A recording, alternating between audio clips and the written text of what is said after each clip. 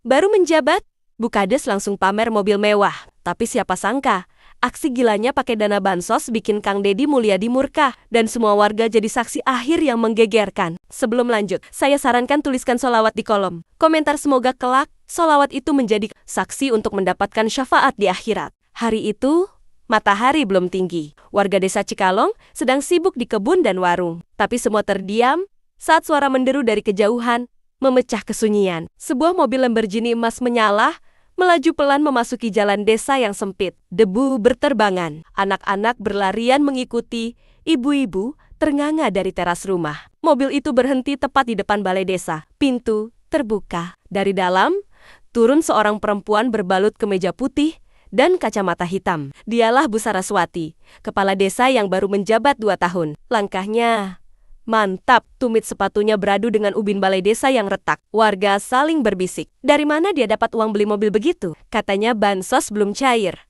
Tapi Bukades bawa mobil mahal. Sementara itu, di rumah Maiti, janda 70 tahun, nasi tinggal setengah mangkuk. Sudah 3 bulan bantuan sembako tak datang. Anak-anaknya merantau, dan dia hidup dari belas kasihan tetangga. Di sisi lain, Pak Tarman, kuli harian, duduk termenung menatap surat pemberhentian kerja dari proyek desa yang mangkrak. Ia sempat berharap bisa ikut program padat karya dari dana bansos, tapi semuanya sepi, tak ada kabar. Hari itu, desa kecil itu terasa asing. Tak ada yang tahu kalau kehadiran mobil mewah itu bukan sekadar pamer kekuasaan, tapi awal dari badai besar yang akan mengungkap kebusukan di balik senyum manis sang kepala desa. Dan semuanya akan bermula dari satu nama yang bersuara lantang dari kejauhan. Kang Deddy Mulyadi. Pagi harinya, desa Cikalong mulai ramai dengan bisik-bisik. Warung Bu Inem dipenuhi warga yang membicarakan mobil mewah itu. Kamu lihat sendiri kan, Lamborghini asli Bu. Plat nomornya aja khusus, katanya dari hadiah. Tapi kok bisa popasan sama dana bansos yang hilang? Bukades Saraswati tak menggubris. Ia masuk kantor desa dengan tas branded. Duduk di ruangannya yang kini dilengkapi AC dan mesin kopi modern. Ia memanggil stafnya. Pak Rinto, laporan keuangan jangan disebar dulu ya. Tunggu saya tanda tangan. Nanti, saya yang atur. Pak Rinto, bendahara desa, hanya mengangguk pelan. Tapi wajahnya terlihat ragu. Di sisi lain, Pak Ustadz Rahmat, tokoh agama setempat, mulai curiga. Ia mendengar keluhan dari jamaah soal bansos yang tak kunjung datang. Ia mendatangi rumah Maiti untuk memastikan kabar yang ia dengar. Mak, bantuan dari desa belum juga turun ya? Belum, Ustadz. Katanya dana belum cair. Tapi saya lihat Bukades bawa mobil besar kemarin. Senyap. Tatapan Maiti kosong. Ia lebih lapar dari biasanya hari itu. Ustadz Rahmat pun diam-diam mencatat semua laporan warga. Ia merasa ada yang janggal. Terlalu banyak hal yang tak masuk akal sejak 1 bulan terakhir. Sementara itu, di tempat lain, Kang Deddy Mulyadi sedang duduk di ruang kerjanya. Ia melihat video viral dari media sosial.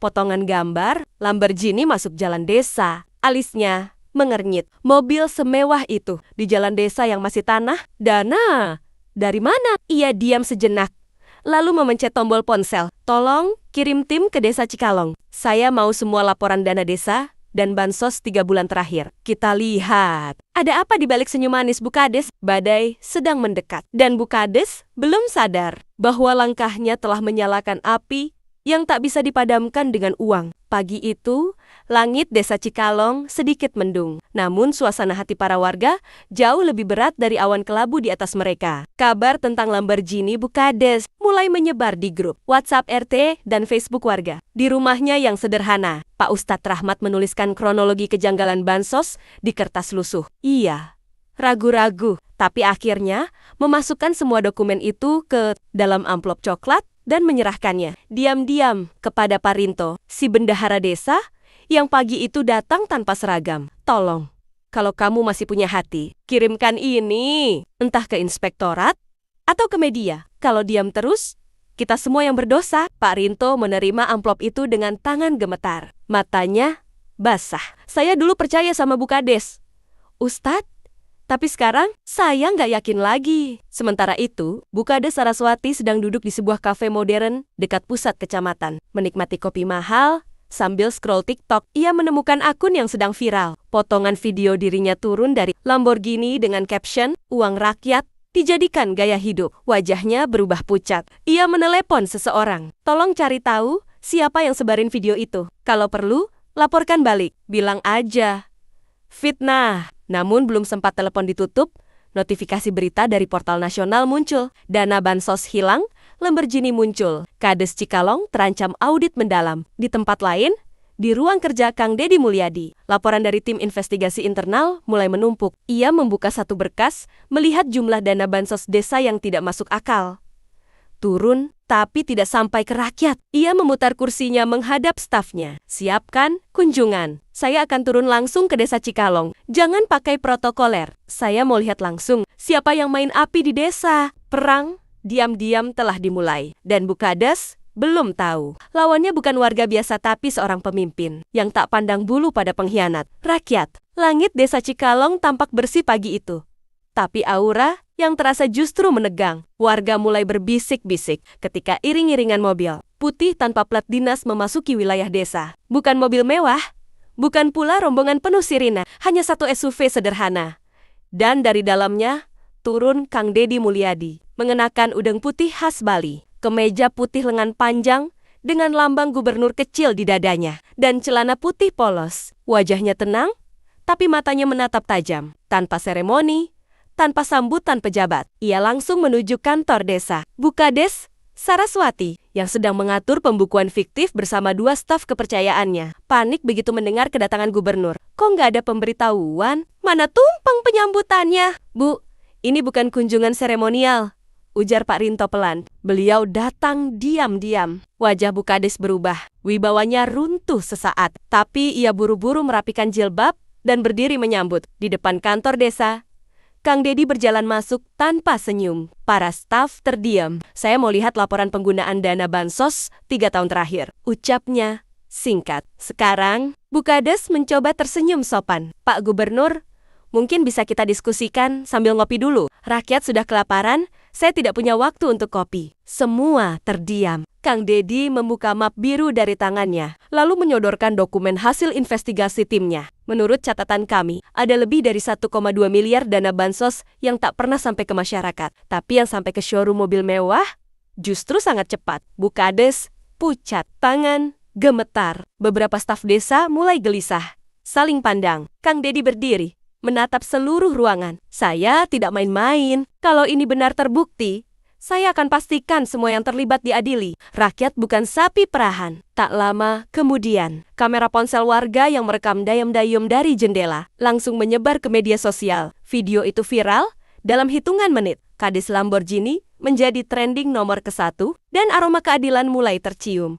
Meski baru saja dimulai. Setelah pertemuan mendadak itu, suasana kantor desa mendadak mencekam. Bukades Saraswati berusaha tetap tenang, tapi wajahnya jelas tak bisa menyembunyikan ketegangan. Kang Deddy Mulyadi duduk di ruang rapat desa, memeriksa satu persatu laporan keuangan. Tiap halaman yang dibuka, ada kejanggalan. Angka tak masuk akal. Dana yang katanya untuk bedah rumah warga miskin malah dialihkan ke pengadaan perlengkapan kantor senilai ratusan juta. Bu Saraswati, ucap Kang Deddy sambil menatap tajam. Siapa yang menyusun laporan ini? Saraswati gelagapan. Itu bagian keuangan, Pak.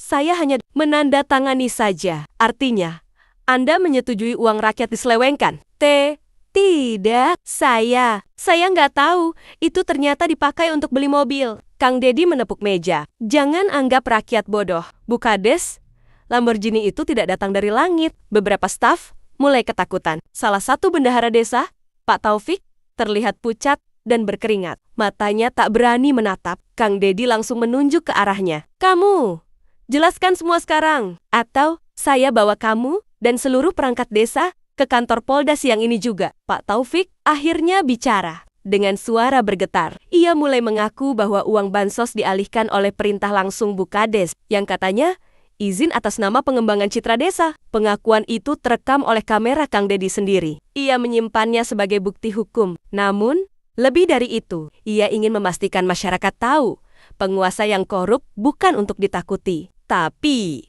untuk diadili. Sebelum meninggalkan kantor desa, Kang Deddy berdiri dan menyampaikan pesan terakhir. 1 Lamborghini, 3 tahun korupsi. Tapi, percayalah, Hukum tak butuh waktu lama untuk datang. Dan saat mobil Kang Dedi kembali menyusuri jalan desa, warga bersorak kecil. Bukan karena senang, tapi karena ada harapan baru bahwa keadilan benar-benar mulai turun ke tanah mereka. Pagi itu, suasana desa terlihat tidak seperti biasanya. Puluhan warga berkumpul di depan balai desa modern, membawa spanduk bertuliskan, "Kami butuh keadilan." Bukan Lamborghini, dana bansos untuk rakyat, bukan gaya hidup pejabat. Beberapa ibu-ibu menangis karena bantuan untuk anak-anak mereka tak kunjung cair. Seorang warga tua, Pak Waryo, dengan suara parau berkata, "Saya nungguin bantuan buat berobat, tapi malah lihat Bukades pamer mobil mewah.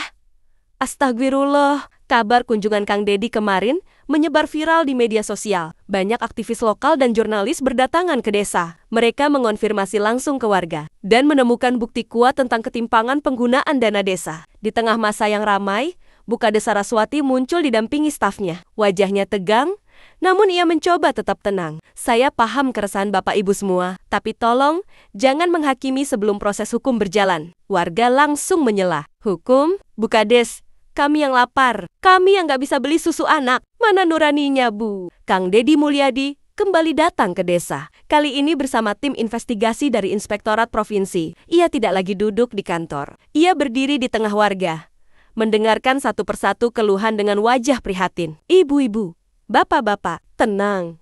Hari ini kita mulai pembenahan. Tidak ada uang rakyat yang boleh jatuh ke tangan rakus." Ia memerintahkan timnya menyegel kantor desa sementara dan menyiapkan audit penuh. Bukades hanya bisa melihat dari jauh, diam 1000 bahasa. Sorot mata warga tak lagi menghormatinya. Yang tersisa hanyalah kekecewaan dan murka. Tim audit independen yang dikirim langsung oleh Kang Dedi mulai membongkar laporan keuangan desa. Setiap lembar dokumen diperiksa dengan teliti. Mencurigai adanya markup anggaran dan aliran dana fiktif. Seorang auditor menemukan bukti transfer dana desa ke rekening pribadi Bukades, lalu dilanjutkan ke showroom mobil mewah di Jakarta. Nilainya fantastis.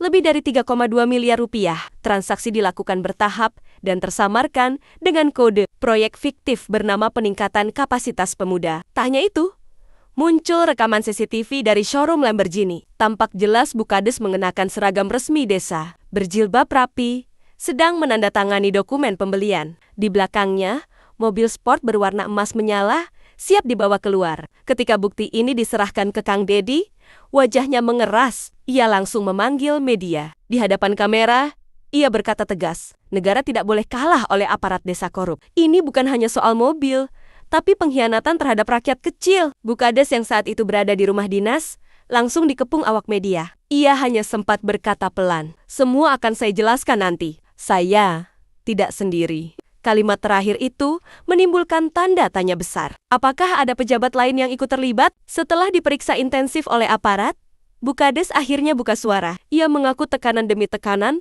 selama menjabat tak hanya datang dari warga, tapi dari atasannya sendiri, seorang oknum pejabat kabupaten yang punya kuasa besar. Namanya muncul dalam rekaman suara rahasia yang didapat tim penyelidik. Dalam audio berdurasi 3 menit itu, terdengar suara laki-laki menyuruh Bukades menyamarkan dana bansos sebagai proyek pembangunan fiktif. "Tenang, saya yang urus bagian atas, kamu tinggal tanda tangan. Sisanya aman. Jangan bikin ribut." Begitu bunyinya, Kang Dedi langsung perintahkan penelusuran lebih dalam. Nama pejabat itu adalah Pak Rano, Kepala Dinas Pemberdayaan Desa. Ketika didatangi ke kantornya, Pak Rano tampak santai. "Saya kenal Bukades, tapi soal Lamborghini, saya tidak tahu menahu," katanya datar. Namun semua berubah saat tim investigasi menggeledah kantor dan menemukan flash disk berisi dokumen aliran dana mencurigakan. Nama Bukades, showroom mobil, hingga kode proyek PKP 01 muncul di dalamnya. Bukti-bukti ini memperkuat dugaan bahwa Bukades hanyalah pion dalam permainan yang lebih besar. Kang Dedi marah besar. "Jangan pikir rakyat itu bodoh. Kita sikat sampai ke akar-akarnya." Desa pun gempar. Warga mulai sadar bahwa kasus ini lebih dalam dari yang mereka kira. Desa yang semula tenang, hari itu berubah jadi medan heboh. Sejak pagi, mobil polisi dan petugas dari kejaksaan mulai berdatangan ke kantor desa dan rame-rame sejumlah perangkat desa.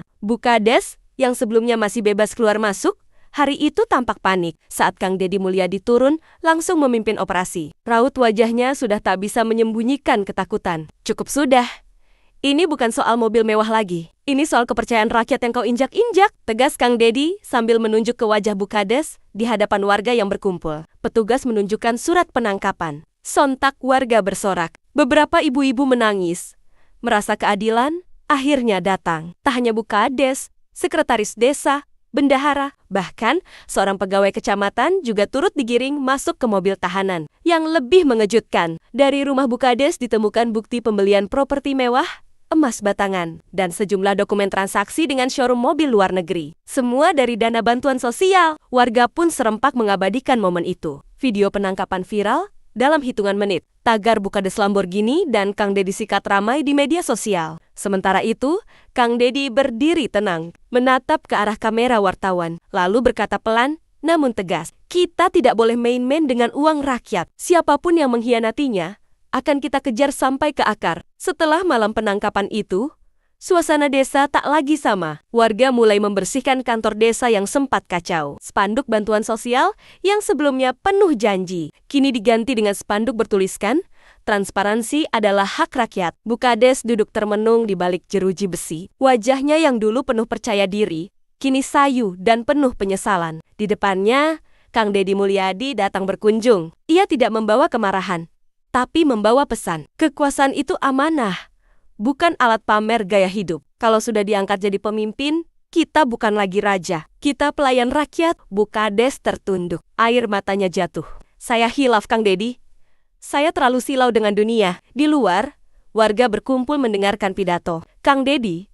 Ia berdiri di mimbar sederhana, di alun-alun desa yang bersih, modern, dan kini penuh semangat perubahan. Hari ini, kita belajar bahwa uang rakyat bukan untuk dimakan, tapi untuk dimuliakan. Kalau kalian ingin perubahan, awasi pemimpin kalian. Tugas rakyat bukan hanya memilih, tapi juga mengawal. Sorak warga bergemuruh. Kamera-kamera media menyorot wajah-wajah harapan baru. Di antara mereka, muncul sosok sekretaris desa yang selama ini jujur, diberi amanah memimpin sementara. Lamborghini mewah yang dulu dibanggakan. Bukades kini dipajang di kantor kejaksaan sebagai bukti tindak pidana korupsi. Kisah ini bukan sekadar tentang kejatuhan seorang pejabat desa, tapi tentang kebangkitan kesadaran rakyat.